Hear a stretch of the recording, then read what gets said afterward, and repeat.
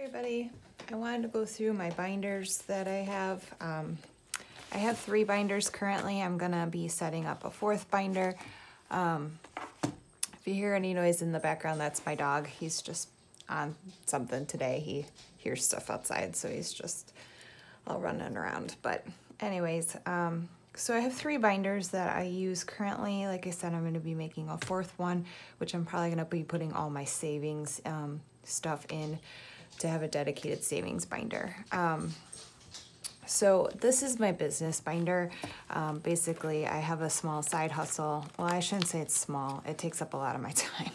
But I am a flower farmer on the side. So I work a full-time job, but then I run a small flower farm, and so I have a business binder dedicated to that. I'm not gonna really go into detail on that, but it's basically just a dedicated binder based off what I need to have for my business. And then I have a tally on my business income for what I'm making in the year. This binder is actually a planner that I got back a long time ago. It's an Australian brand and it's got peonies on it, so I thought it was perfect for my flower farm business. But these are my main 2 budget or sinking fund planners. So this one is my not so fun stuff. This is more my fun binder. So we'll go through this one first. So this is my buffer, like in my checking account. I just have it in here to kind of keep track of what is in it. This is my medical envelope. My goal for it is really the deductible of our medical insurance. Now, I do use this for paying medical bills. We don't usually use it for prescriptions. I usually just budget that into our monthly. Unless something happens and we're unable to budget that into our monthly, then I can pull it from here. But generally speaking, this is for just like medical bills. Kids' school is, I have 3 children, and they're all still in school. So this is for their school supplies as well as school registration. This I also dip into for like school clothes, school shoes, school whatever. Home repair is kind of just what it sounds like. I use this for like home rental projects as well. I could separate out those envelopes, but quite honestly, I just kind of keep them together. There's really no cap on this. Car repair is another very common sinking fund most people have. Mine is, you know, just the same. We use this mainly, once again, just for car repairs.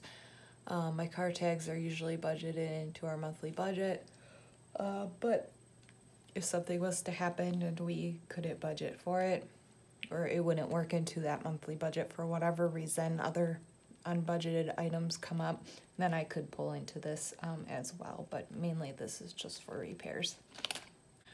April, all my kids are born in April, so April becomes an expensive month, so I just put money aside for April, and this is for their parties, and this is for their presents, and yeah, it's just an April envelope. Gifts is for, basically gifts for other birthdays and, you know, baby showers, weddings, stuff like that. Easter, I wasn't budgeting for this separately, but then when Easter fell in April, it can sometimes be kind of hard-hitting on the budget, so I just decided, you know what, let me just make an envelope for it, and then I don't have to worry about it. So, you know, obviously it takes very little of my income each week to just stuff this, and then I just don't have to think about it. Same for Halloween. I just like to have a little bit of money set aside for it. Christmas is, you know, in itself. I said in my cash stuffing video that this envelope is, I like to include our tree. I like to include our Christmas dinner, because we usually host. So I factor in that. I factor in any activities we would like to do around Christmas time. I do some big baking around that time, so it includes that. It includes my children's gifts and gifts for others. So I do put quite a lot into Christmas. Ideally, I'd like to be under budget on Christmas, and then I put whatever's remaining into debt, and then I just swipe it clean and start over. This emergency fund envelope is really for our 3 to 6 month, which we have not started yet. It's my buffer really is includes my my like 1K like basic emergency fund. This emergency fund is really like our 3 to 6 month, which we have not started yet, but I want to start soon. These are my kids' envelopes. These are just some like generic savings that I just kind of started on a whim. They don't have much in them yet, but I plan on really starting to put money in them. So that's it for the first binder. And then the second binder, like I said, is more of our fun binder, or I think it's more of a fun binder.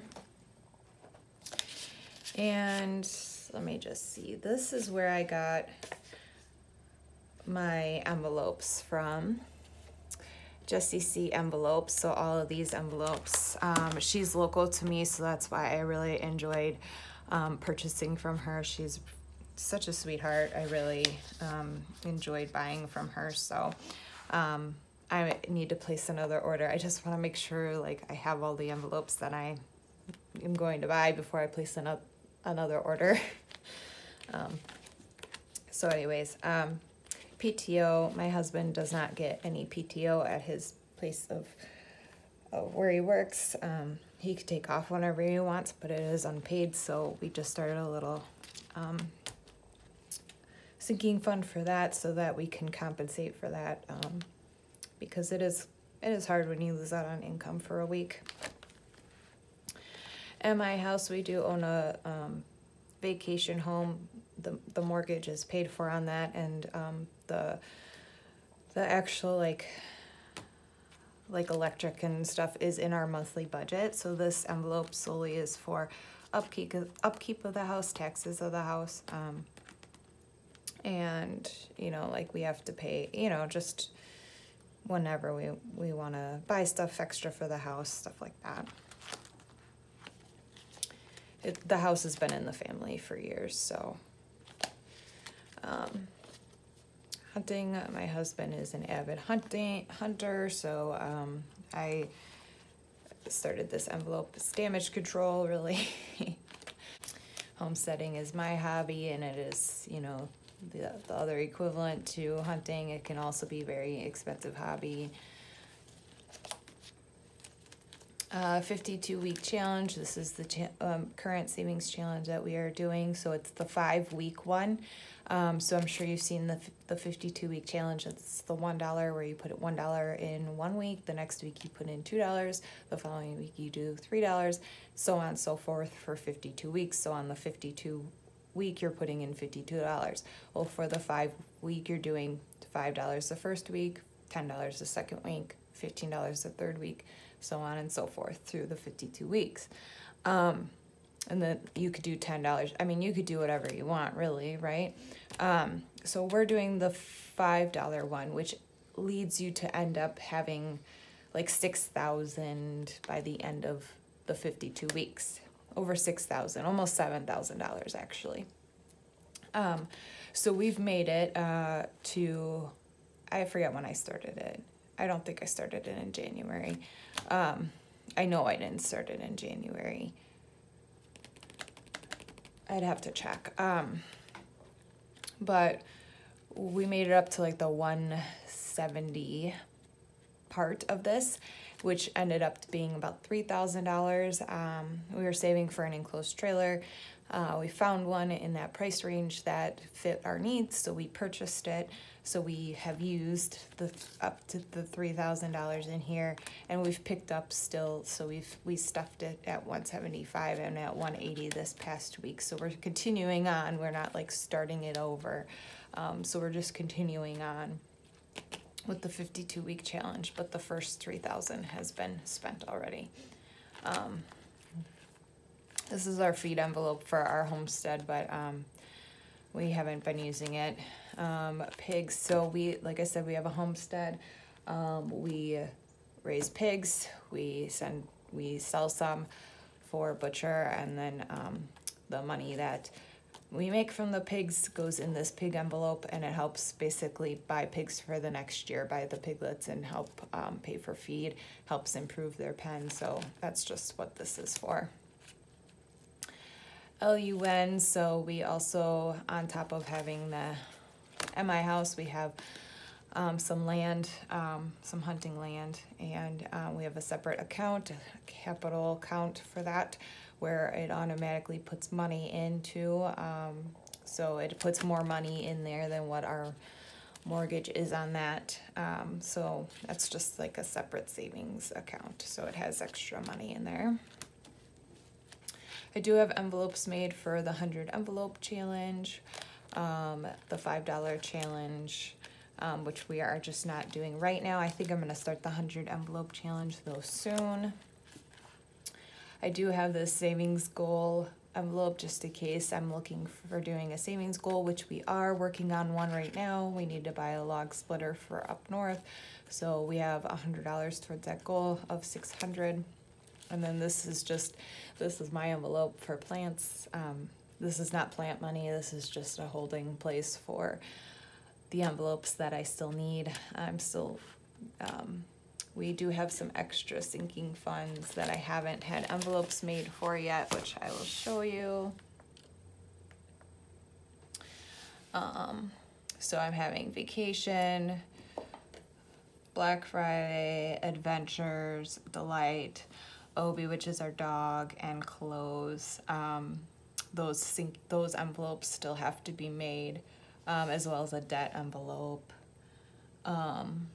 I'm going to have an invest envelope made. The idea of the invest envelope is anytime that I want to eat out and I don't eat out, I'm going to take that money that I was going to use for eating out and put it in the invest envelope and then invest it at the end of the month so that I can see like all the times I would have ate out and I didn't, how much money that went into the stock market. I think that will be very impactful for me as somebody that really, really enjoys eating out. I don't know. I think that would be kind of fun. So yeah, that's my envelopes. Let's see, how long have I been rambling? 15 minutes. I think I'm gonna show really quick maybe how I would set up a sinking fund. So let me just make sure you guys can still see that. Yeah, okay. So I'm gonna put this on. So how I set up my sinking funds, now I set these up years ago. Like I've been doing sinking funds for years, and I have stopped and then started again and then stopped, you know, so I haven't been perfect with them, but you know, I've been trying to put the behavior in motion. So I think what most people want or want to start with is Christmas, right? Like Christmas is something that most people want to start with. Figure out what you want to accomplish as like a goal for Christmas. Like how much do you want to save by Christmas time, right? So what does that look like to you? $1,000, like, is that your goal? And how long do you have to save to it? Like, are you looking at this in January? Do you want that money by November? Do you want that money by October? When do you want that money? Like, let's say that you want it by October, right? That's what, $100? $100 a month?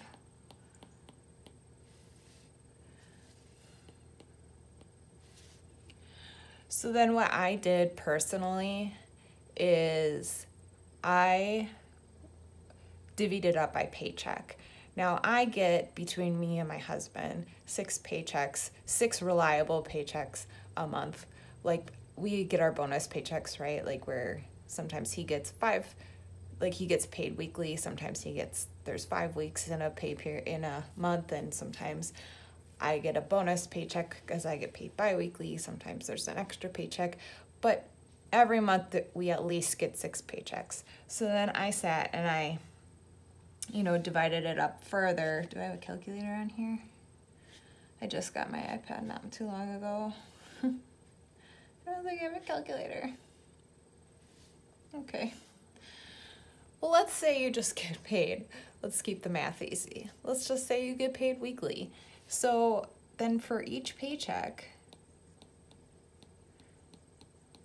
you're going to take out the $25 and you're going to put that in your Christmas sinking fund. Right? If you get paid bi-weekly,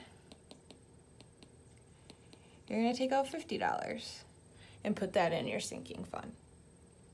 You're going to do that from January through October, and then you're going to end up with the 1K by October, by the end of October, right?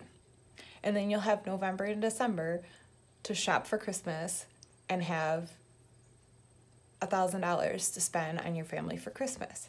Now, if you decide $1,000 is not enough for you for Christmas, then figure out this number, figure out how much that is per month, figure out how much that is per paycheck, and do like the same equation. Really, that's how I did for all my sinking funds. And if this number is too high for you, like you're not going to spend $1,000 for Christmas.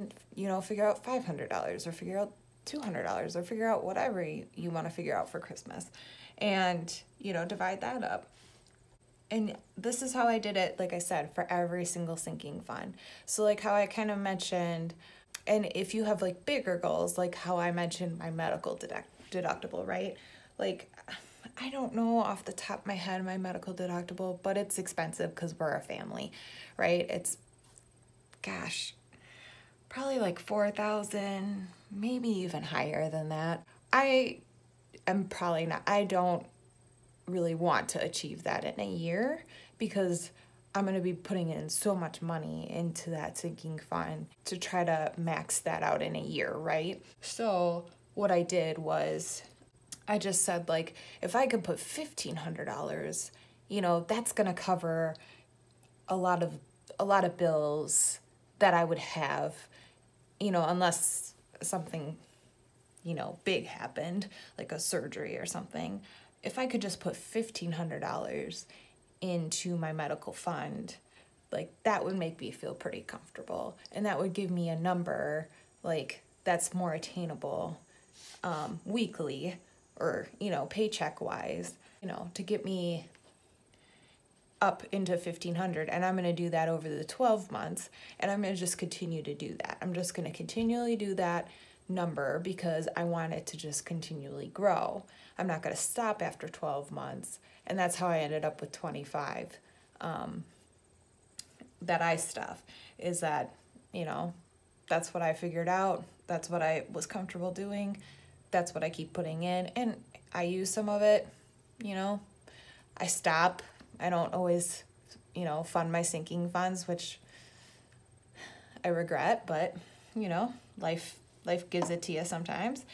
And yeah, so that's how I do my sinking funds.